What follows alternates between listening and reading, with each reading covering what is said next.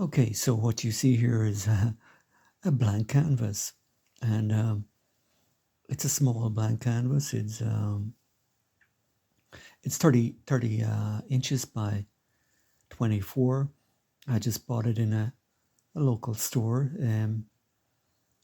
It was already virtually ready to paint. I did put a few coats of sealer on it, so. But apart from that, it's a store-bought canvas, and it's a nice smallish canvas that I can, because I'm in waiting mode. I'm in waiting mode because my supplier that supplies the frames that I need to produce, or to construct bigger canvases, they're out of stock of a part that I need. It's a small part, but I need it to fully construct the canvas that I need for the next big painting. So what you're seeing here is me. What you see me here is beginning what I've already talked about before, I think, and yeah, I have. And this idea that you can, or that I'd like, or it's my ideal that I'd approach a blank canvas with an equally blank mind, and I just see what happens, see see what might transpire on the not on the page but on the canvas. And so this is this is an exercise in that, as it's just as a stopgap to give me something to do and to give you something to look at as I wait for the canvas for the next big painting. So what I'm doing here is at the beginning, and I won't talk for long. I'll let this run in real time for a while, but then I'll let it go into time lapse, because the painting itself it took about three and three quarter hours, I think, from beginning to end, from the very beginning, as you see here, to me signing it, and that was the objective. That's what I wanted to happen. I didn't want to spend long on it, but the objective was to be pure. It was this pure exercise that I spoke about before, of approaching the canvas with a completely blank mind, with no pre-planning, pre-thinking, no references of any kind, no photographs, no sketches, no drawings, nothing, no even in the sense of a genre planned. It could have been, it might have been, as it stands here, it could still be an abstract, impressionistic. I really didn't have a clue what it would be, and I didn't want to know. I just was approaching this with a very pure idea, and I was very genuine and excuse me, in how I plan, or how I meant to approach it. I just did not have an idea what I was going to do, but I did have paints over. I had a palette, and I kept the paints that were on it were the ones I initially used to begin this sketch painting.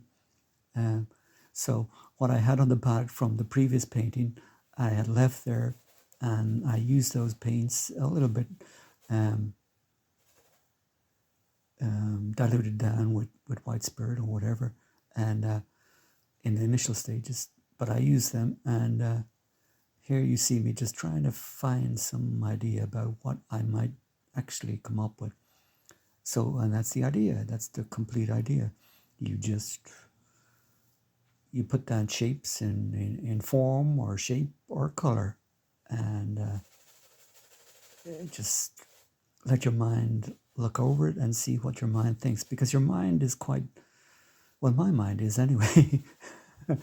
My mind is quite independent of my conscious self in many ways, so I can let it just drift ahead of me and see what it sees, and I'm just following along. I'm really just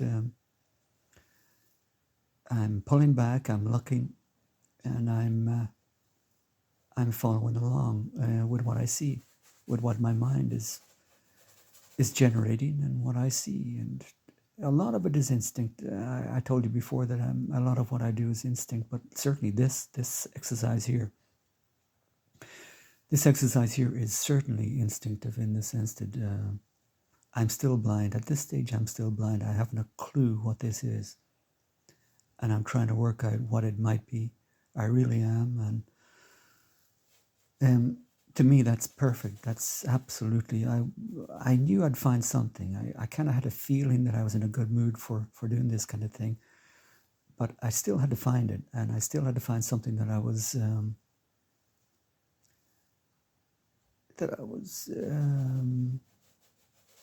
confident that I liked, that I would like, or that I could put shape into a form that I would like. And I had that kind of confidence for some reason. I said, I'm going to do something, well, good enough. Good enough to publish anyway, good enough to post. And obviously, if you're hearing this, I did find something. And that made me a very, very, very happy person. I really, because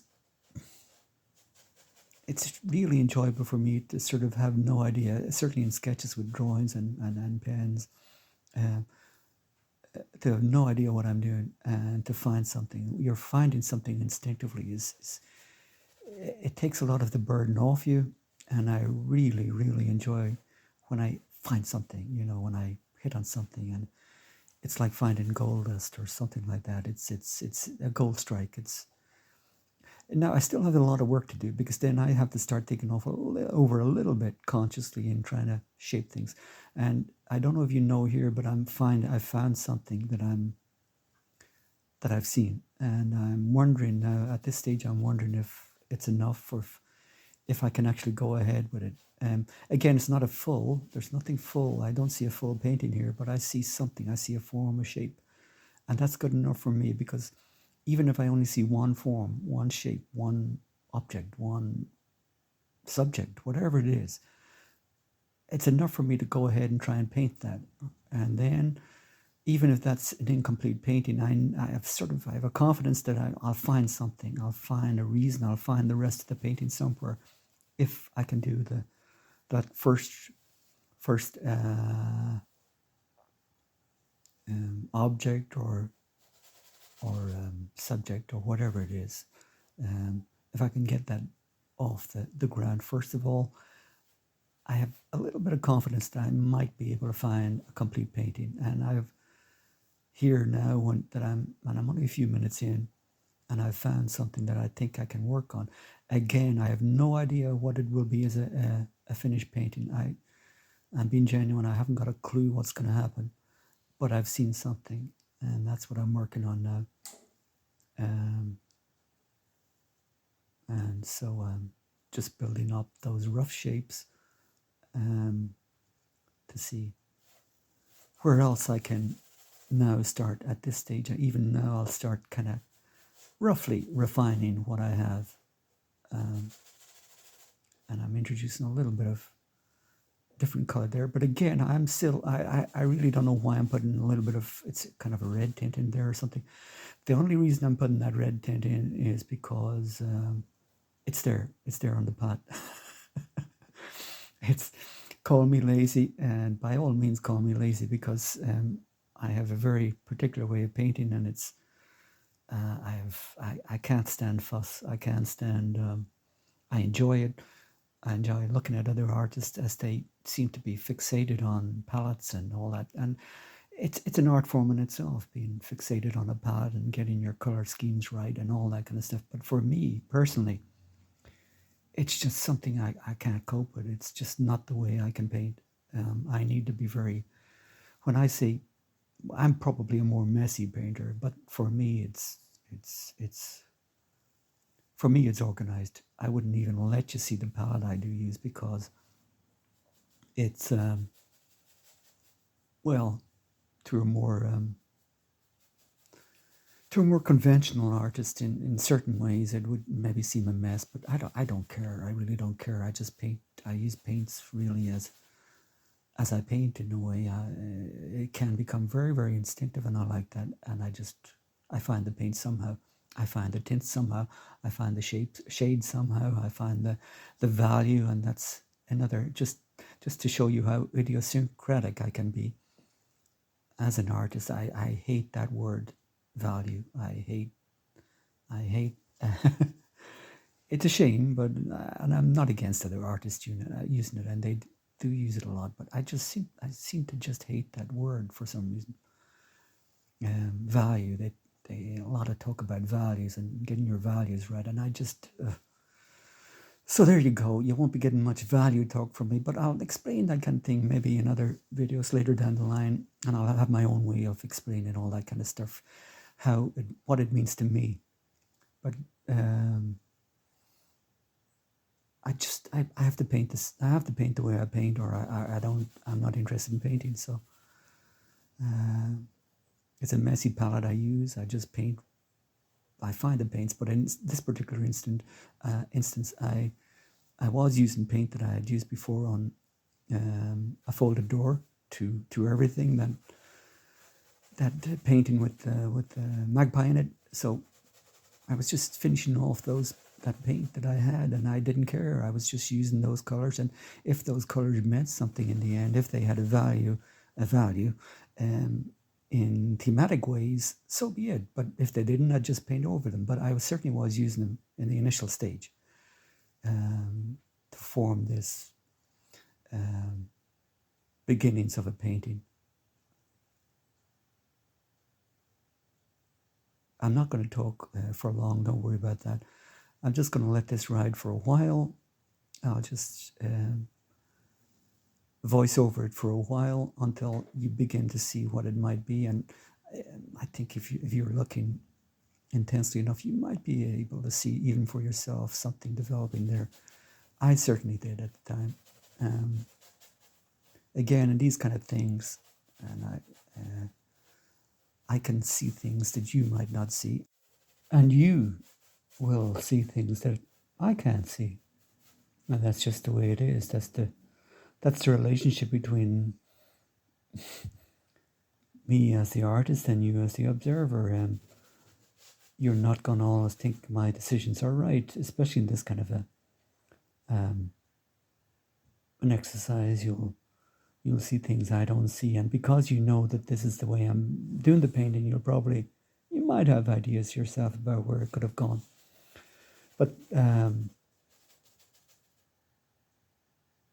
But yeah, I'm sorry if I do paint over things that you might have thought it was going to be, and that's unfortunate, but away I go with what I can see. And it's very much now a case as I'm looking at myself here, and yeah, I know that I'm in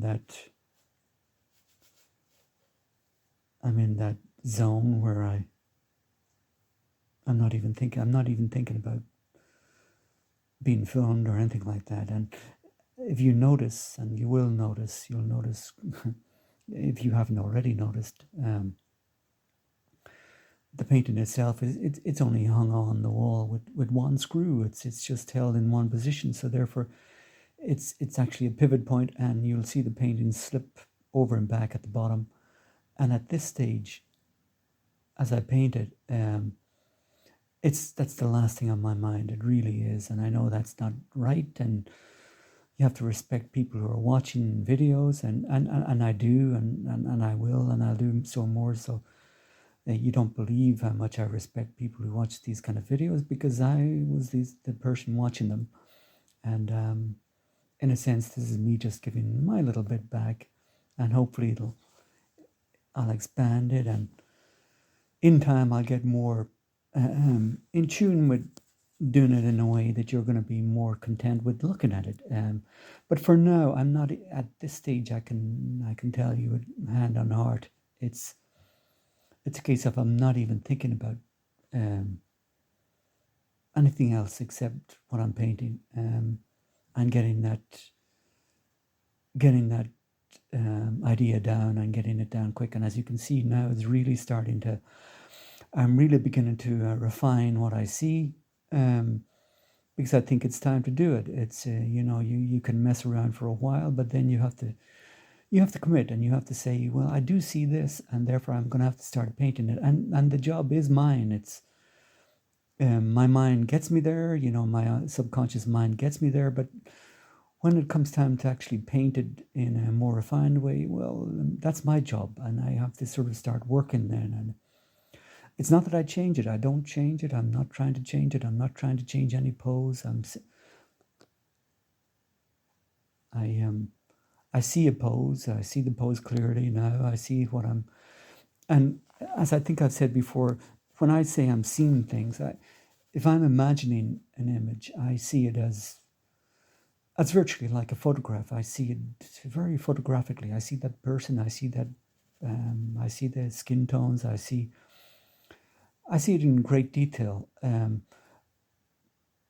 But again, unless you're being a hyper-realist and you're prepared to spend hours and hours and hours trying to get what you imagine, and that's going to be very difficult to do if you don't have any references. But even if you try to get something that you imagine into a photographic context as you see it, as you imagine it, I mean, it's a lot of work, and you don't do it that way. Usually you're thinking about it in painting terms. Then how will I transmit what I see with paint? And so I'm trying now, this is what I'm trying now, to sort of realize what I see, the sort of image that I'm seeing in paint. And in a serious way, in the context of the painting I'm trying to do, the style I've settled on. And the style I've settled on here is, in the complete painting, I don't think I used more than 2 brushes. I know I didn't use more than 2 brushes. I'd be very surprised if I see myself using a different brush at any stage. I think I used a smaller brush for doing the signature at the end. But the painting itself, I think I just used an inch brush, and the same brush, like one brush. I didn't have 3 or 4 of them. 1-inch brush and 1 inch and a half brush, and that's all I used. And I mixed the colors and changed colors and cleaned the brush with tissue or whatever I needed to do to they wouldn't contaminate certain colors or whatever. But I just used those 2 brushes as much as I can remember. And if you see me using a 3rd brush, I apologize, because I really do think at this stage I just used 2. But that's it, in the sense that as I'm going, even here now, as I'm still only trying to sort of get the foundation stone off the image, and I'm really trying now to really more sculpt it in a more detailed way, but not in a very refined way. And I don't intend to, because I think even at this stage I made a decision, not consciously. I didn't say I'm going to just use 2 brushes, but very much I'm just trying to remember that, yeah, at this stage I had a big inkling that I wouldn't go beyond the 2 brushes, and I certainly wouldn't get it into a smaller brush context. I felt I'd really go a long way with these 2 brushes, because that's what I wanted. That's what I feel this painting was going to be. Now I'd established that I wasn't going to paint it in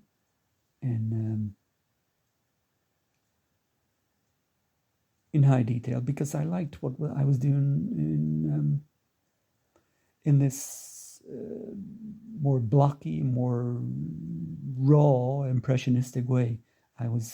I liked this way of, and I do like this way of painting. And I think I said it before, this is maybe, I'm not saying it's always going to be, or it's certainly one of my favorite ways to paint. In terms of the future, in terms of how I want to paint in the future, it's really how I want to progress, because I like it. The main things I need from painting, the main things I need, apart from, of course, you need to make the art pay for itself. It has to be viable, and that's blunt. There you go. That's an artist. I'm not a fantasist. I need the art to pay for itself. So there's a very practical way that art works, but also, um, and you'll hear me repeat this maybe more than once, and maybe I've done it already. I don't know if I have or not, but two things that I need from art, and that I just have to demand, in a sense, of myself and of the art, of the things I'm painting. It has to be enjoyable. I have to enjoy it. I must get to a stage where I really, really, really do enjoy it, and that's it. That's a goal. It's not a goal. It's a demand from me, myself, to me. It has to be enjoyable. It's just it has to be, or else it's not going to live long. So it has to be enjoyable, and it also has to be in the future, into the future. Not so much now, but into the future, it has to be quick, and it has to be quick because I've got too much to paint, and I want to paint the things I want to paint, and I've got a lot of paintings, as I think I've alluded to as well, that are already on my list. So I'm not exactly a spring chicken. I'm not the youngest person on the planet. And I know the kind of time frame a human being has, and I just really need to paint the things I want to paint. And therefore I want to paint, yes, with quality, but also with speed. And so everything I do is factored into that kind of idea, that where I want to enjoy painting, and I want to be fast enough painting as well, that I can paint in the sizes and in the quality that I want to paint in. I want the finished image to look a certain way, and I want to be happy with it. But I also have to get them done. I can't spend 6 months on one painting. I just can't do it. It's not viable for me as an artist to do that, because I don't want to paint only 4 paintings. I don't want to paint only one painting in a year. I don't want that. I can't have it, because my whole outlook for the future requires me to paint more than that, because I've things that want to be painted. It's as harsh as that. I can't devote my time to 1 or 2 paintings.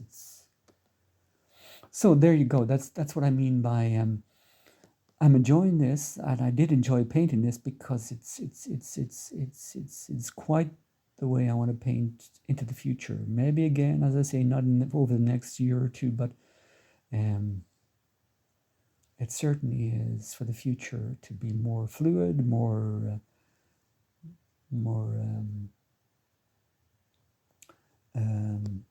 blunt, more to the point, shaking off all the extras that aren't needed. As long as the painting speaks, and if it speaks to me, it'll be enough. As long as the painting gets its message across, it'll be enough. I'm not saying I want to paint scrappily or I want to paint badly. I certainly don't want to paint scrappily and badly. No, I don't. But I do want to paint right to the edge of just enough. And I like it. I like that. And it's not just practical. It's not just pragmatic. It's what I like. It's how I'll be able to do both things. I'll be able to paint the paintings I need to paint, but I'll also be able to paint in the quality that I need to paint in, that allows me to want to paint. I need to want to paint, which is a funny thing to say, but it's quite a logical thing to say. I need to want to paint, and so everything I do is headed towards that goal. And here I'll begin to make an end to this anyway, in the sense that it's getting ready for me to turn this over to time lapse. I hope I haven't bored you too much with the big long preamble or the big long discussion, but I just felt the need that I felt able enough to talk about what I'm doing here, to be well, at least I'm not boring myself so much, and I think I have something to say about it. And I may get back and just explain a little bit more about what I ended up with, the result, and what I think of it in that sense. I already know how it ended, of course, because this is a voiceover of things gone by. So I know how it ended, and yeah, for me, especially for me, I don't know about you, but for me, I was very happy with the ending because it came from absolutely nothing, and for such a painting to come from nothing is, even from me, and I don't mind admitting it. It's look, I think it's quite good for a subconscious painting that came from nothing. Yeah, and I was happy with it. But I'm happy with it for a very specific reason as well, in that it found its reason, and it found its reason only at the very end. Really, only in the last 15 minutes or 20 minutes, I'd say.